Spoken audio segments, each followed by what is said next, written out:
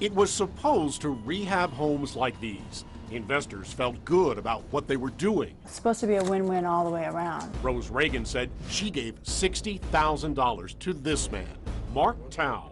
Together with Michael Alexander, they pitched their scheme in seminars like these. Marc has been an attorney, practiced law for over 30 years. His specialty is real estate. It's also his passion, as it is mine. He's the escrow agent. He's an attorney, in California. He's a bright enough man to set up an escrow account. He's got a real estate license. Where did the money go? But after buying up 129 homes in Cleveland, Tow and Alexander disappeared.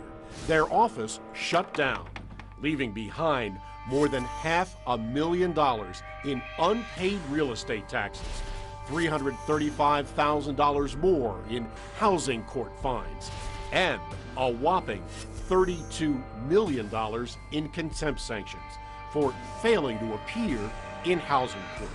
Meanwhile, Tow convinced investors he left town. Well, he sent a letter to me telling me that he's resigned from the state bar, living in Kansas. Tow's letter claims he moved here to Overland Park, Kansas. He gave the California Bar Association the same address, even published news releases announcing it. You haven't been able to get a phone call back from him, have you? Never. For almost 3 years, Michael Alexander and Marc Tow seem to have vanished into thin air.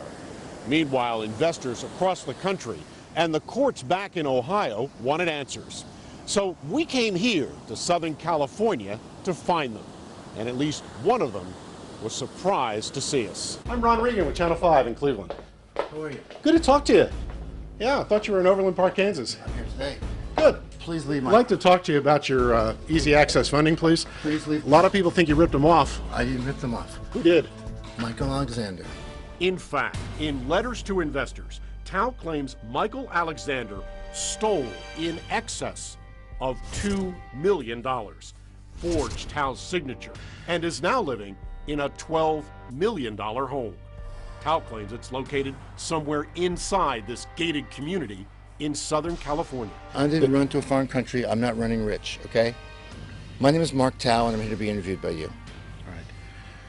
Tell me what happened in Cleveland. What happened in Cleveland is I entrusted and met a man named Michael Alexander, who I only learned at the end of the transaction. His name was Michael Pedwell. Tow insists he and investors were misled. He came to me and said, I wanted you to supervise this transaction as best I could.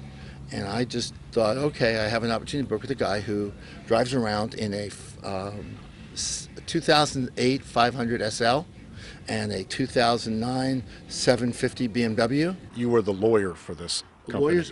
You were in the same offices as Michael Alexander. How can you not be culpable? Because Michael is very, very smart. And after leaving behind a trail of vacant homes across Cleveland, Tow now admits it was all a fraud. You could blame it on me, you could blame it on Michael Alexander, but there are a lot more people at fault in this big game than just me and others. Mr. Alexander is a big part of the fraud, but the sellers of property to sell abandoned property and just not disclose it's abandoned, destroyed, condemned, for the sole reason that they can make profit and get it off their books.